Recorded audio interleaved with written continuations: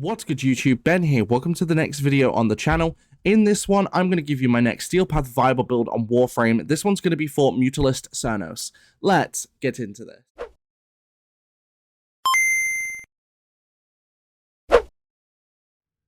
Alright, so Mutalist Cernos is a very interesting bow, and it has some very interesting effects.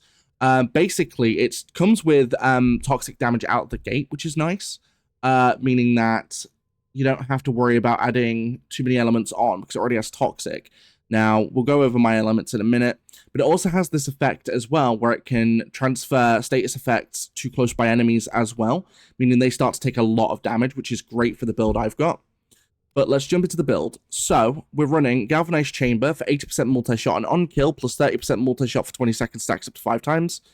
We've got Galvanized Altitude for 80% status chance and on-kill, plus 40% direct damage per status type affecting the target for 20 seconds, stacks up to 2 times. We've got Galvanized Scope for on-headshot, 120% critical chance when aiming for 12 seconds on headshot kill, plus 40% critical chance when aiming for 12 seconds, stacks up to 5 times. Vigilante Armaments for 60% multi-shot and 5% chance to enhance critical hits from primary weapons. Infected Clip for 90% toxin and 90%, 90% toxin, sorry. Rhyme Rounds for 60% cold and 60% status chance. Thermo Rounds for 60% heat and 60% status chance. And Hunter Munitions for 30% chance to apply Splash Box on critical. So, you may be wondering why I've chosen to put some criticals on this when it's clearly a status weapon. So the reason I've done that is, one, there wasn't really any need to add any other mods on. So we don't need to ration because we're going for status anyway. Primed Firestorm, it doesn't really have a blast radius, so it doesn't really apply. Stuff like, again, Heavy Caliber makes no sense. It's a bow, you want accuracy anyway. You could add one of the Bane mods on over, let's say, Infected Clip. You could do that. There's no reason not to. I choose not to use the Bane mod because I go for more general builds anyway. And then Galvanized Scope, the reason I run it is purely because you get a lot of critical chance when you're getting headshots, and Hunter Munitions, because slash procs are additive and not multiplicative, they do a lot more damage. We're also running Primary Merciless as well for the Arcane as a general Arcane.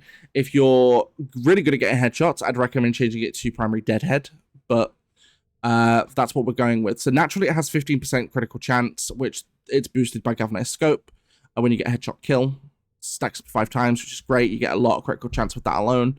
The critical multiplier is only 2 times. We're not really interested in the critical multiplier. We're more interested in Hunter Munitions procs, which is why we're running it this way. Status is 147%, which is over 100, so you're always going to be landing statuses, which is great for this weapon because it is a status weapon primarily. We're running Heat status and Viral status. So Heat, of course, helped cut through that armor, and Viral to cut through health.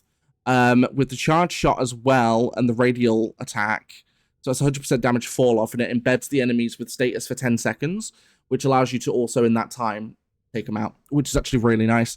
You could also run stuff like, you could run Shred, which I guess wouldn't be terrible, because it would increase the fire rate times 2 for bows, and it would give you punch through. Of course, if you've got speed trigger, that would work too, but this is basically the same, except this is just a bit faster.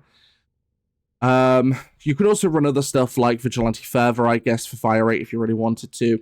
Like, there's a ton of different combinations you can do for this build. As for the extra slot, I don't have anything. You could run something like Cautious Shot, I guess, but you don't really have a stagger effect. You could run Vigilante Supplies, Ammo Drum, Hush.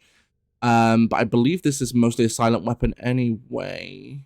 Yeah, it's a silent weapon, so you don't even need to run Hush.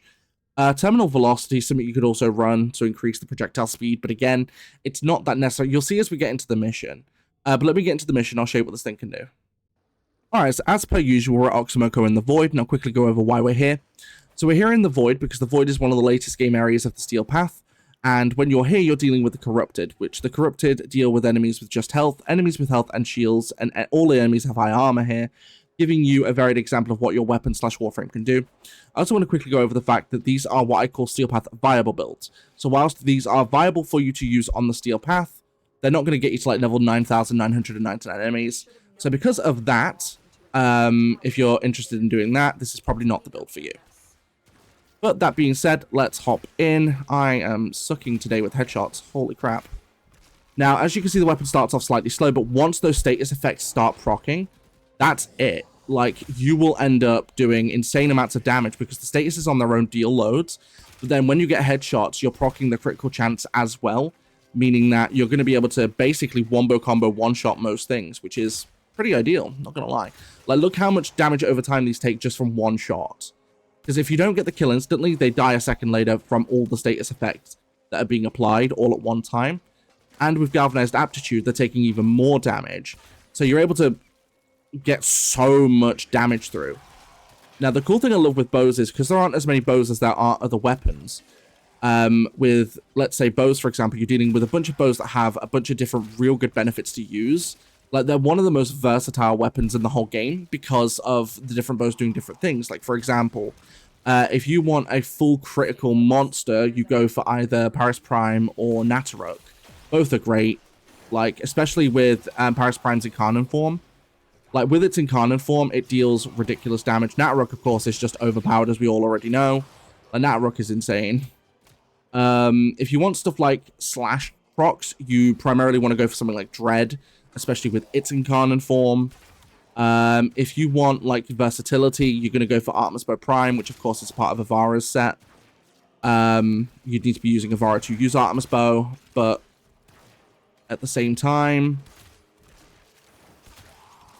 like, it's still a fantastic weapon. Like, and of course, if you want a status monster, you go for Mutalist Cernos, because it is ridiculously powerful when it comes to the status effects. Like, I'm one-shotting most things. Now, the cool thing is, like I said, because we're applying status effects, you know, you can easily shoot an enemy in a non-vital area, and you're still going to get monstrous amounts of status on it because of the amount of status that we've applied onto the weapon. And even shielded enemies and armored enemies don't survive very long, because once you've hit maybe once or twice to reduce the armor, that's it. They instantly get taken out because of those status effects, which is really cool. Now, another cool thing you could do as well is, because this is a status effect weapon, you can also use a primer, let's say Kuvanuka or Atomos, to apply other status effects onto enemies.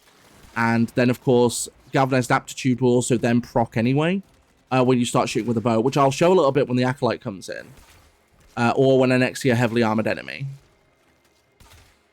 But look at that. It's just literally going to rip through their health, regardless of whether or not you finish them or not.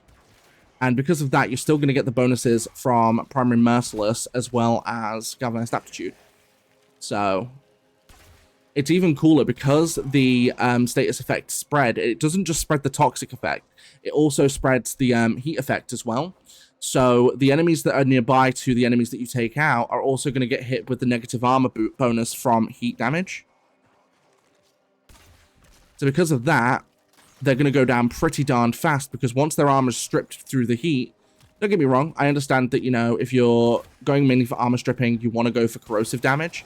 However, if you run viral heat, not only are you able to start cutting through their armor, but you can also cut through their health, which is very ideal. There we go. So what I'm going to do is quickly prime with Atomos and then shoot with this. And you can prime off with something else that counts as a priming weapon. Because, you know, you've got some of the more known primers like Kuvanuka. Kuvanuka is the most known priming weapon. It's the most commonly used prime weapon.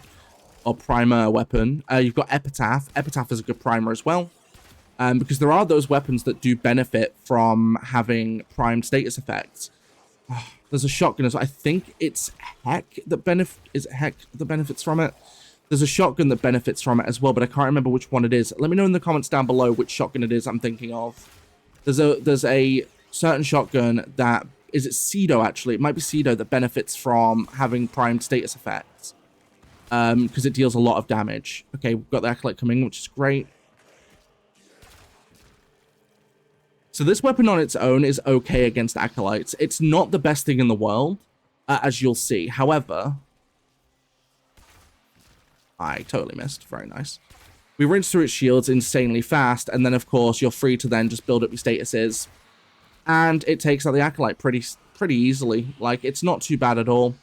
Don't get me wrong, the Acolyte was still under my Gloom effect, meaning it was moving slightly slower. But you could still do that decently quickly with many other builds. So it's pretty decent to take out Acolytes because you have to build up those statuses. Like I said, you can prime with a primer beforehand if you want to. Go ahead and get those effects off. Oh, nice. We took out shields instantly and we primed it. There we go. Easy. But yeah, let me know what you think about this build in the comments down below. Don't forget to give this video a thumbs up. It would be greatly appreciated and helps with the YouTube algorithm. Don't forget you can also support the channel further as well by commenting down below and subscribing. And don't forget I do live stream. When I go live here on YouTube and over on Twitch at the same time.